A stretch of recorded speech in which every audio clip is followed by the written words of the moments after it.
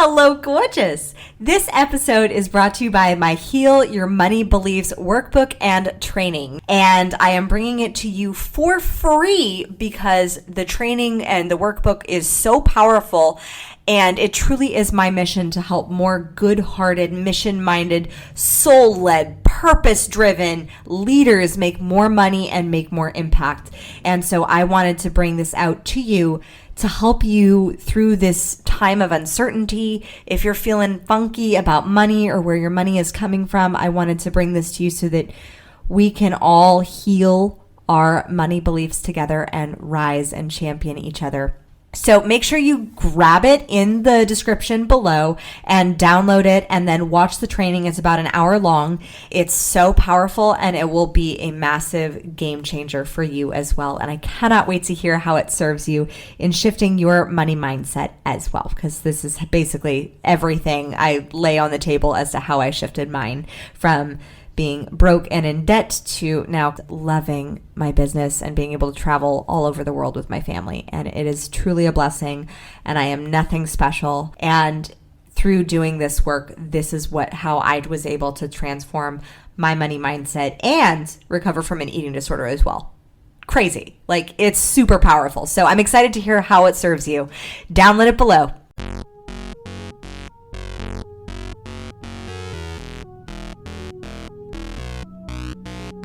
Welcome to the Princess and the Bee podcast, the place to be to build your empire as queen of your body, business, and life.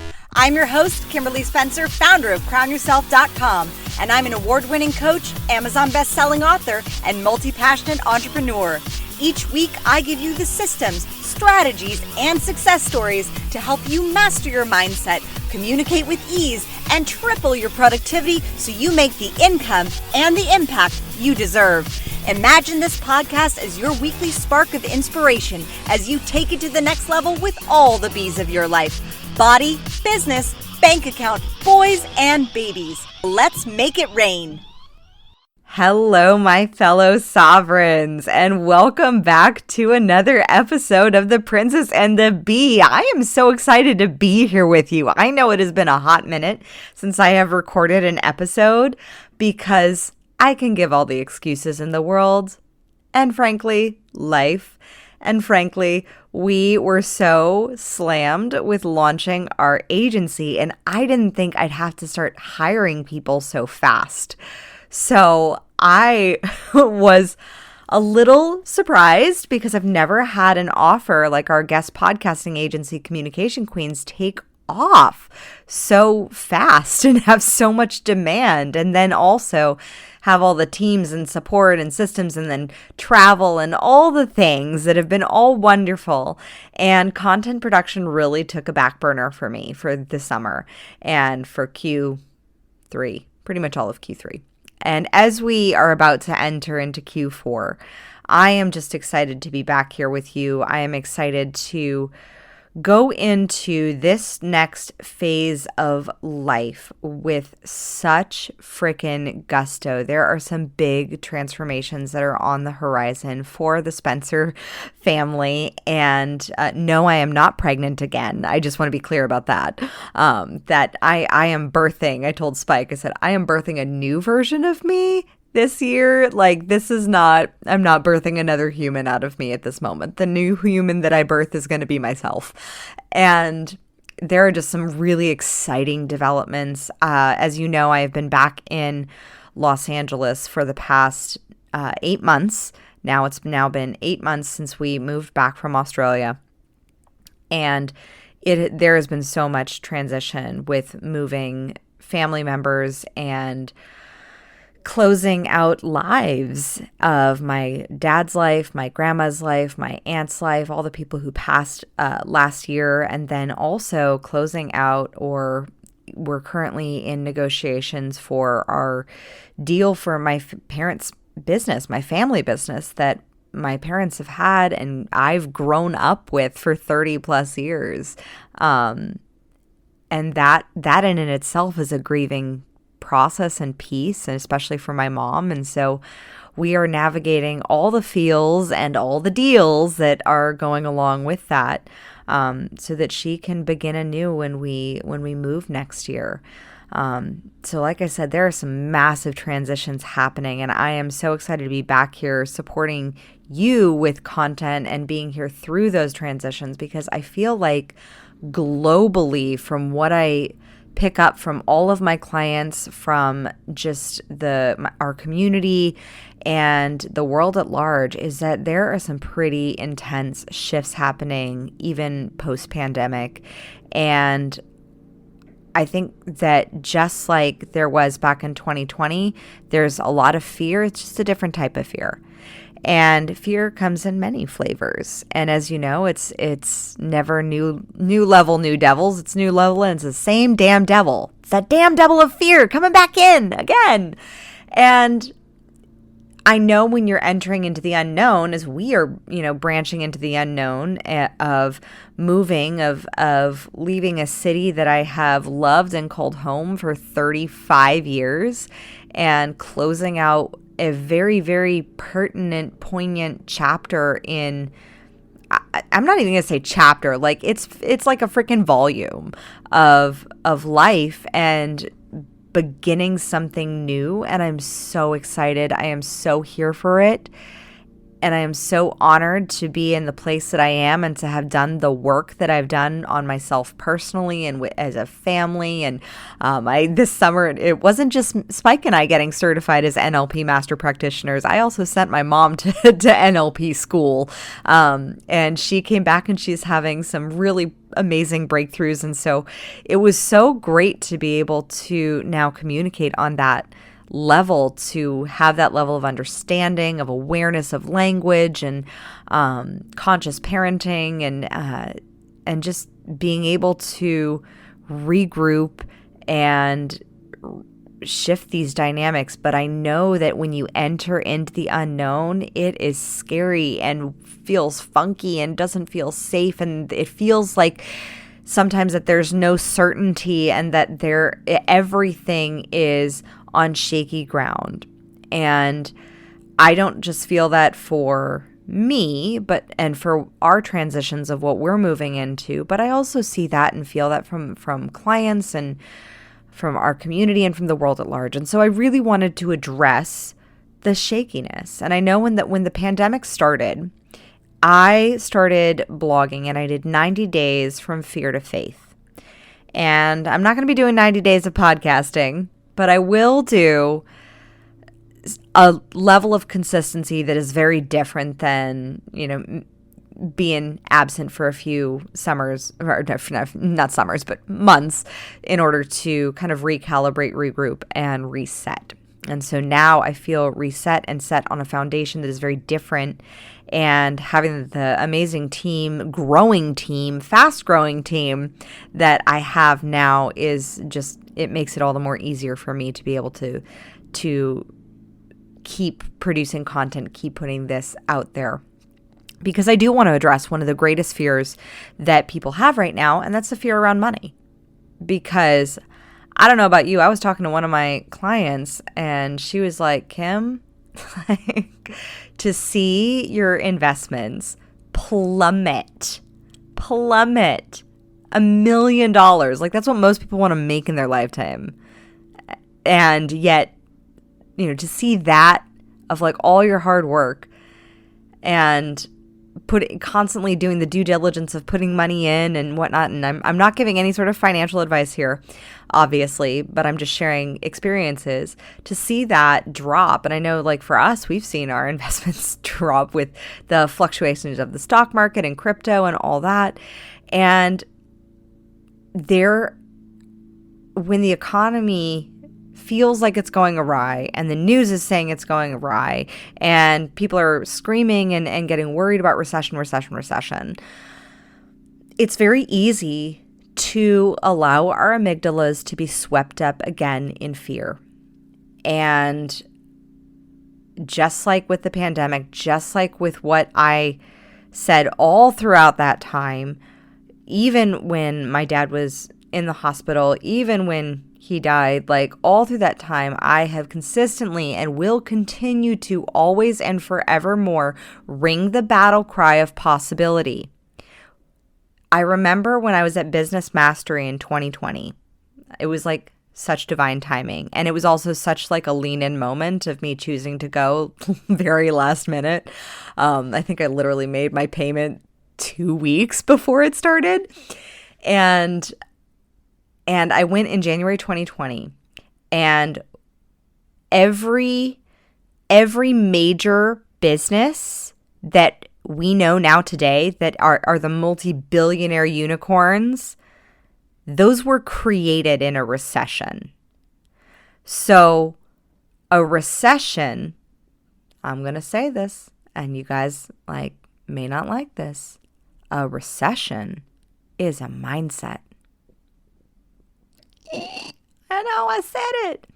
And I will say that I have seen, because this will be my second recession that I've gone through as a business owner. My first was in 2008 when I was freelance teaching Pilates. And honestly, I was not impacted. And you'd think that like a luxury, some people would call it a luxury service like Pilates, would be the first to go. But it was not. I consistently had clients. I never doubted my ability to have clients. I always was booked. And even though I would hear people or my parents complain about a recession, I just, in that space, chose to be unavailable for it. Like, I didn't know that it was something that a belief system that I had to buy into. I just knew that if I kept showing up, if I kept doing the work, if I kept delivering epic value for my clients, if I kept serving them to the best of my abilities, if I kept holding my boundaries when it came to my price, like we didn't do any price dropping or anything like that, that I would continue to be booked. And I was. I ended up making more money back then as a Pilates instructor than I'd ever made. And for me, that was back when $55,000 was a lot of money. And for many, it is.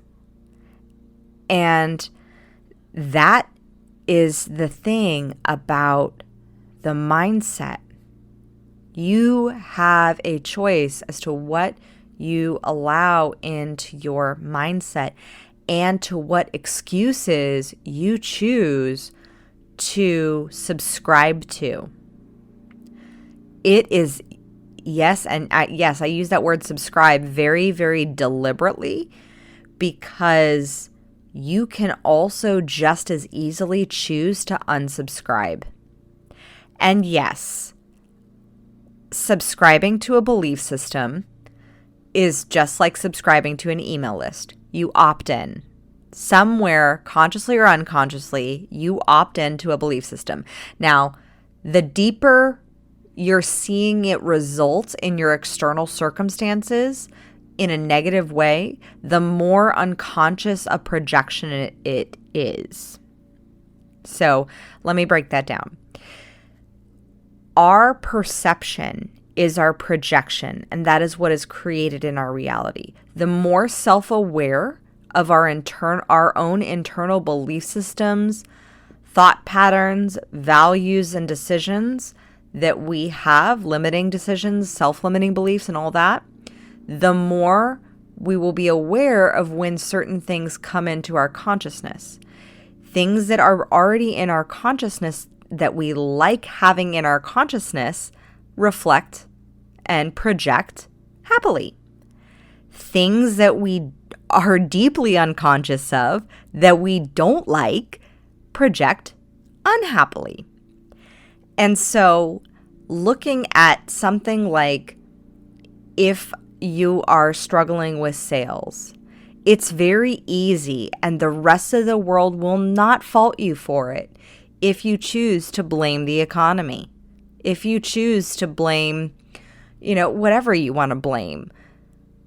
No one, there are many people in this world that will support you in that belief system. But my question to you is that belief system getting the result that you say that you want? if it's not, if it's continuing to procure the results of not having the sales that you want, then check yourself, and maybe it's a shift in the belief system that the economy is really the thing that's really causing the issue. And maybe it's not you who may need to be reaching out to different people. Now, it's not to say that don't be aware of what's going on in the world and what's going on with the economy. Absolutely. Monitor your money. Be aware of where it is. Know how much you're spending. Know how much you're saving. Know how much you're continuing to invest. Because the market will go up. It always does.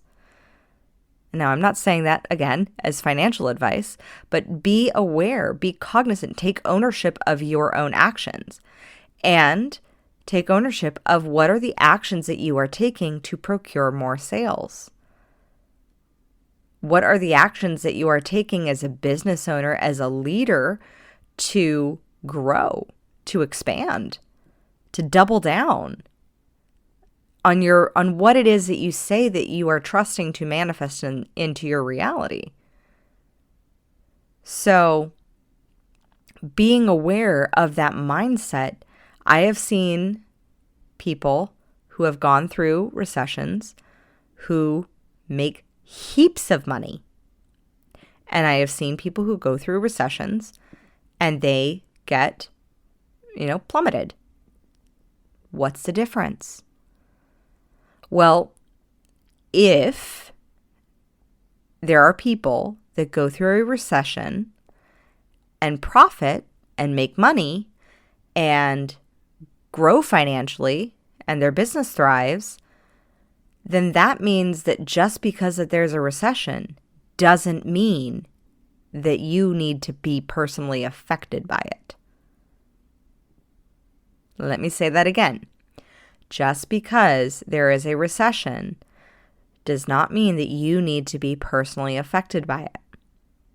Now, looking at that example of the people who profit, the people who make heaps of money through a recession, the reason why I say that it means that you don't have to be, that is an example of possibility, because that means that you don't have to be personally affected by it. Now, that's not to say that, you don't currently see the stocks are down. I definitely see that. And I also know, and I also believe, and have absolute trust and certainty in my ability and my skill set that I have cultivated over 10 years of being an entrepreneur, and my ability to sell. My ability to continue to not rely on other people to deliver me my income, but to continue to provide value and service that actually helps serve people in a way that they need to be served so that they get their businesses making more money too. That is my sole goal, is to help more soul as in S-O-L-E and soul as in S-O-U-L, to help more good-hearted, mission-minded, conscious leaders make more money and make more impact. And it also starts with what is it that you believe? Henry Ford, the founder of Ford, said, whether you think you can or you think you can't, you're right. So what that quote means is it's correlated to your belief system. What you think manifests into your reality. If you think the recession will affect you and impact you, it will. Just like if all the people who like to blame Mercury in retrograde and they're like, I think this will affect me and impact me, and then it manifests into their reality. Now, is that to say that it's 100% that happens with everybody? No, not necessarily. So being aware of what are the results that are resulting from your actions. And if you don't like your results, and if you don't like your external circumstances, then how can you, number one, accept where you're at? That doesn't mean you accept and lie down like a dog and surrender and just play dead. That means you just accept, this, and this, and this have led to this circumstance. I don't like this circumstance. It reminds me of Declan's book that he just started reading himself, The Green Eggs and Ham. I don't like this, Sam, I am. And that perception of like, I don't like this. I don't like this. I don't like this belief system, until you maybe try something new, like green eggs and ham. Though personally, that sounds actually quite grotesque. Green eggs and ham sounds really nasty, but it's a great book. And it's a great book about shifting the power of perception through taking a new action, like trying something new, like trying on a new belief system, and then how that new belief system can ripple in to all the different ways and ways that you can experience your proverbial green eggs and ham. So looking at, if you do not like the results that you are currently experiencing in your world, in your reality, then by perception being projection, how can you change your perception of your reality so you project a different reality and thus create a different reality? Because the two laws, the law of cause and effect, and perception being projection, which is proven by mirror neurons and our own potential holographic universe, which is just a whole other tangent and a concept that's so cool, and also gives you so much power.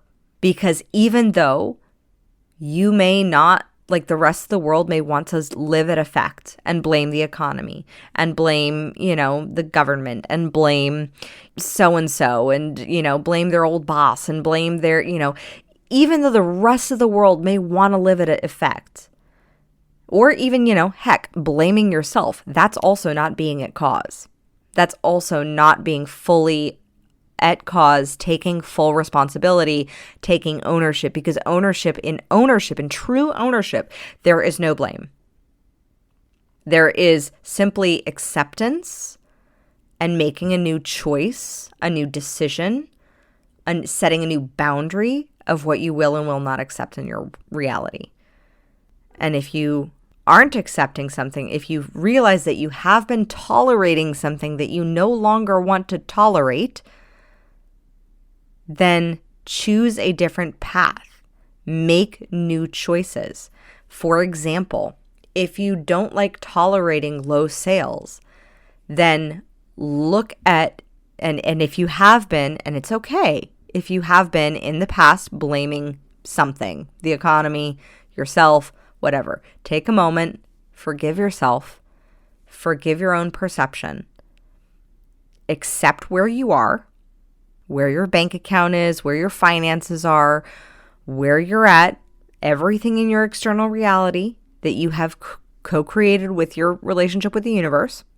And when you take that moment to accept, then look at, okay, if we were to work this back like a math problem, think of it like universal algebra, right? So I remember in algebra where you have like 1 plus x equals y. So we got the y, we got the y circumstance, right? Of like, this is the y that we are stuck in, of our circumstances that we're like, I don't like this. Why am I here? Why am I getting these results? So we got the y. We got to find out what x is. And what are the causes that cause that effect, that cause that result that you don't like? Maybe you were facing, some challenges at home. Maybe you fell off your game a little bit and got a little discouraged and then got a little down. Or maybe you surrounded yourself with some negative Nellies and realized that you were choosing to buy into gossip or the news or, the circumstances of the world. What is it that you made a choice, consciously or unconsciously, that created the reality that you're currently in? So I can look back, and let's take this podcast, for example, right? So I can look back and say, well, why wasn't I consistent over the past few months? Well, one, I accept the fact I wasn't consistent, and that's okay, because we're all works in progress. Do not put anyone up on a pedestal, including me. Like, never. Like, when you put someone up on a pedestal, pedestals are very shaky, unstable surfaces. They are bound to crash down, and then it's very disappointing when your statue crashes of the idol that you've created, of the perception of who you thought someone was. So putting your success or your past success or yourself or anyone else up on a pedestal, that's a recipe for disaster. So if I were to just take this, my own very transparent example of consistency with this podcast, the result is our podcast numbers dropped. Obviously, I didn't have downloads going for 2 months. So our numbers didn't really increase. And they increased, micro in a micronutrient density, but they didn't really increase. And so one of our principles, one of our core values at Crown Yourself is grow or die. And so as I'm looking at this one medium of our content production and I'm seeing it not grow, and thus I'm like, oh, do I got to kill this sucker? Like, do I got to kill the podcast? I don't want to kill the podcast. I then had to look at, okay, core value, filtered my decision through my core value. Second, okay, I've been struggling with bandwidth. I was in a very intensive month-long certification program for NLP Master Prac, Timeline Therapy Master Practitioner, and becoming a Master Hypnotist. So that was pretty intense. And then a few weeks later, I decided to sign up for another very intense, week-long mastermind of deep soul-searching and breakthroughs. Okay, cool. So I made 2 choices that ended up resulting in me having a little bit more work than I normally do, on top of running a business and launching an entirely separate division for our business, for our Communication Queens agency. Gotcha. So I look at all these circumstances, I look at the results of our podcast numbers dropping, and I'm like, duh, of course they did. Of course they didn't. Not dropping. I perceive dropping when I'm stagnant. Really, it's stagnant. And grow or die being a value, I'm like, do I choose to lean in and keep going and keep growing? Or do I choose to simply let it go? And I'm like, I have a podcasting agency. No, I'm not letting this go. I love having guests on my show. I love the conversations. I love the feedback I get from you guys. I love the connection and the intimacy of podcasting. It feels incredibly incongruent for me not to have a podcast. So what do I need to double down on? What do I need to enroll? And fortunately, because the agency has catapulted me into hiring more people beyond what I thought, what I was initially capable of hiring multiple people, and one at a time, week after week. I'm not hiring multiple people at the same time, but I'm it's one after the other, after the other, after the other. And looking at that and then saying, oh, okay, well, now I've hired a copywriter for our agency division. Well, why don't they do some of the copywriting for some of our SEO for the podcast? And so seeing that, I'm like, oh, great. I've now freed up some space because there were certain things with podcast production that were still dependent upon me that I no longer wanted to be dependent upon me. I frankly don't have the time. Nor do I have the energetic bandwidth to be able to do those things. I am available for Genius Zone. That's it. That's really where my line is being drawn, because with the kids getting older, I really just want to spend a lot more time with them. And Colton is such a quality time love language that I need to honor that and be there for him. It's different with him because he stopped breastfeeding at 7, 8 months. And so my connection with him is different than it was with Declan, where Declan and I had a very deep connection because Declan breastfed until 2.5. So there was always that intimate time of just he and I, and just gazing into each other's eyes and cuddling each other. And Colton has frankly cuddled a lot more with Spike because I've been, building an empire and working. And that's been our shift in roles that have happened as Colton came into the picture this past year. And allowing for that, recognizing for that, and looking at all the circumstances and like, what in my circumstances do I like? What in my circumstances do I not like? And then becoming very crystal clear and aware of like, what are the things that I don't like, and how can I shift those projections within myself so then I can project something that I actually do like. So if there's a perception of something that I don't like within myself, I got to clean that shit up for me. And then I'll project something different into the world. But unless I've cleared up the negative emotions, the self-limiting beliefs, the doubts, the fears, the annoyances that I have going through my mind, then that shit's gonna project out. The same is true for something macro like the economy and a recession. If there are negative emotions that you have around money, clean that shit up. If there are self-limiting beliefs like the recession is going to impact your income and your ability to thrive, then clean those beliefs up first. Look at what is it that you would like to believe and find people who are doing something, who are succeeding, and examples, and surround yourself with examples of possibility, of people who do not buy in, who do not subscribe to the belief system that, yes, while there may be at least nationwide, if not worldwide recession happening because of the, post-pandemic and all that, but people who are, who acknowledge that it's happening and that who also acknowledge that it's not going to affect them. Like, yeah, sure, it affected the stock market and some of that. And in the ultimate scheme of things, money is a game that is played by faith and by trust and by vision and by leaning into the possibility and learning to trust in that skill set, trust in the energy of you being able to manifest even more far beyond than what you thought possible. So lean into your faith during these times, because it is so easy to be dragged down into fear and unconsciousness. And if certain things are manifesting in your reality that you do not like, then check your own projections. That's the biggest piece of taking ownership. And it's the biggest piece that no one wants to have a conversation around because it's so much easier to play a victim.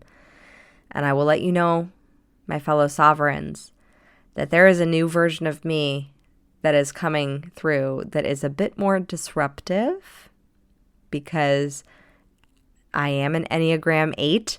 I am a challenger. I was recently reminded in doing the business negotiations and supporting my mom through, $1 million business negotiation, possible buyout deal. I was recently reminded by my husband, he's like, "You're disrupting what the status quo was."